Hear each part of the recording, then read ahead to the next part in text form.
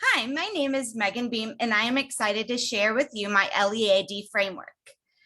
These are the objectives that I'm going to talk through tonight. They are my personal, professional, and academic outcomes that I hope to achieve when I receive my EDD in curriculum and instruction and with a focus in literacy.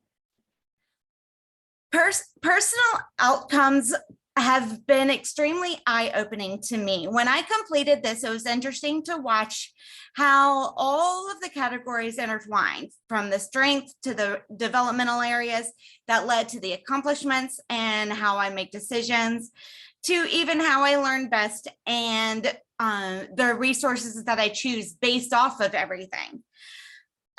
Personally, I am a hard worker, and it is something that is very important to me and something that I strive to do with everything.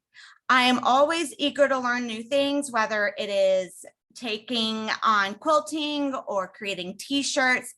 I love always trying new things, except roller coasters. Will not do that. I love being an out-of-the-box thinker and applying new things to different challenges. And I am one to not give up easily.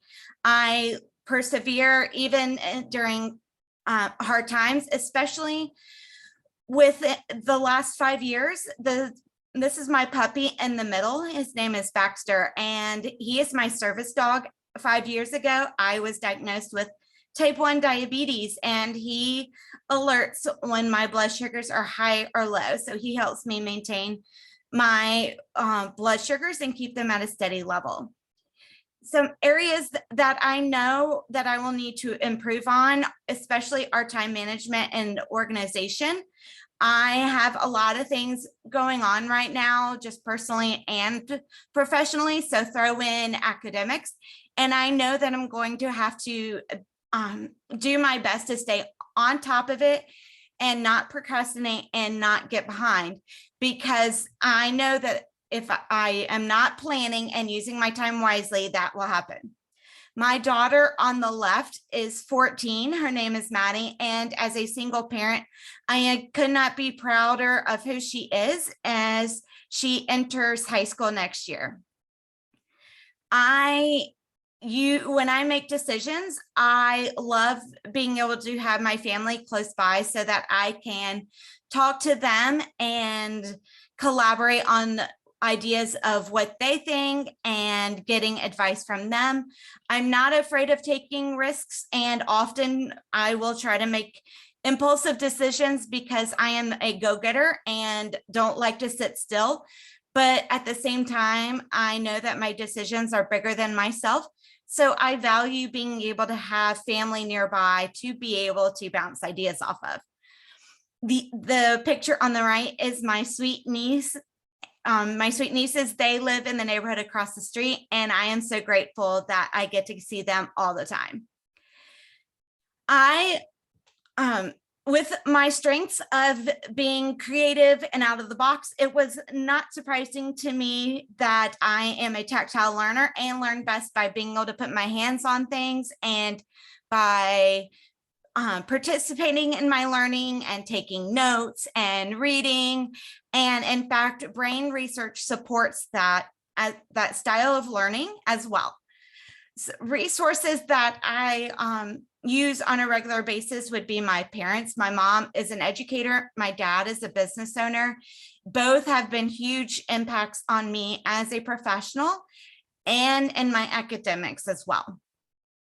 Personally, I have a soft heart. So often when I accept constructive feedback, I have to realize that they are giving me information that helps me to grow and better myself. And it has nothing to do with who I am as a human being. In fact, they want nothing more than to support me and help me to grow so that I can become a better human being. And when I offer personal feedback, I offer it in the same way. I would never want someone to feel like I am trying to demean them or be disrespectful in any way. Professionally, I have had a lot of exciting things that have happened within the last year. A major strength professionally also is my creativity, which led to the creation of the reading tool that has a provisional patent in the pictures. I am so proud of all that I have accomplished with that. And I cannot believe that an idea that I had has come to light, and that it has not only helped me, but also many others. And I value those many others. I value the relationships that I have built with colleagues and my students, because I know that they are a valuable part of my life. And in fact, I call my students my kids, because they make such a huge impact on me. Professionally, some developmental areas I know I can work on is being soft-hearted and being sure to be strong, and to be willing to handle conflict and be sure that it comes out with a positive outcome that is handled professionally and respectfully. I am so excited about the accomplishment of my tool. Like I was saying, I have been able to contract with an artist to add drawings, and I am so excited to use this journey as a way to create a curriculum to support my tool. When I make decisions professionally for my career, as a curriculum writer for a reading company, or with my tool, I always try to look at the overlying factors, whether it's attending a conference, if the right audience will be there, if the exposure will be beneficial, if financially I will be able to go, or if it's going to have a positive impact or lead me in a direction for my career. There are resources that are extremely beneficial to me, such as Amplify's podcast about the science of reading. Orton Gillingham Academy's website is full of research-based articles that I love to read and look over and review. And these resources are extremely appropriate when I give feedback, because I like to use research in sharing strategies and ideas on how to better improve practice. And in the same way, I love to receive those as well. And I always do so gracefully and respectfully. And this helps me to become a better educator and to have a bigger impact with my tool, because I'm so excited for the opportunity to possibly have my tool as a case study. Academically is what has led me to be able to create my tool. My strengths are having the desire to learn. I love learning, and I hope I never lose that desire and passion for learning new things. I love being able to combine my creativity, my expertise, and apply it to creating assignments and my knowledge to create meaningful and research-based material. As a hard worker, I always want to do my best, and I take pride in completing my assignments and ensure that the work that I turn in is not mediocre, and that I want to be able to go above and beyond what is just expected of me. I don't just want to meet the standards. I want to exceed them, because I take pride in that, and I want to be able to look back at the class and my journey and say that I am proud of what I've learned and what I have mastered.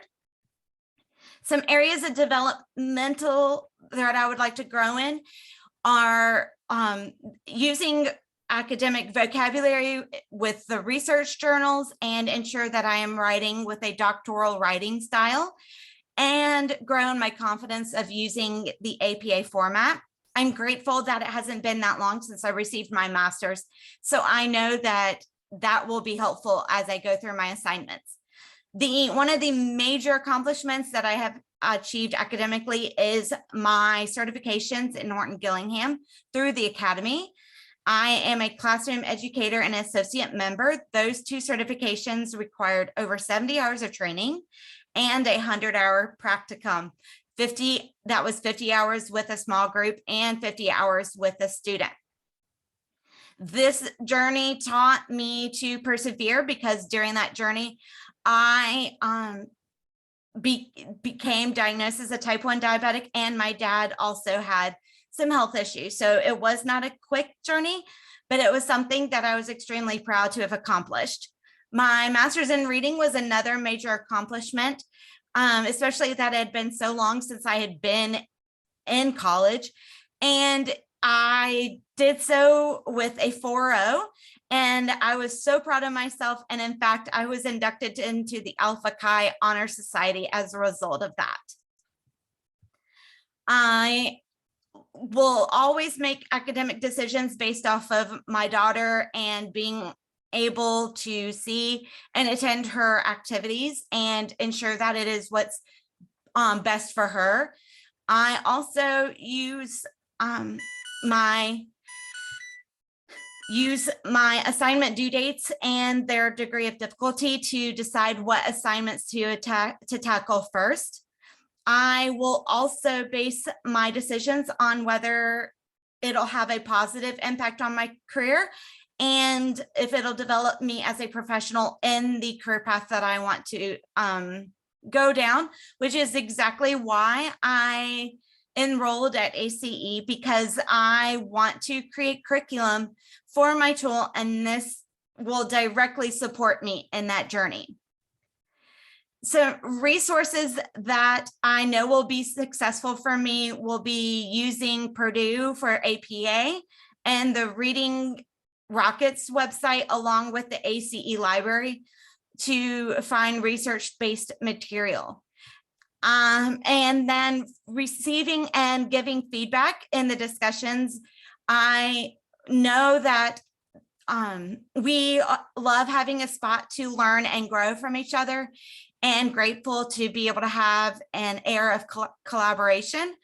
And I want to do so in a way that is not demeaning, but to be able to share strategies and best research-based practices with each other so that we can all learn and grow together on this journey. I am so excited to be able to be a part of this class and a student at ACE, and I cannot wait to look back on this at the end of my journey and see how far I've come and how far I have grown personally, professionally, and academically.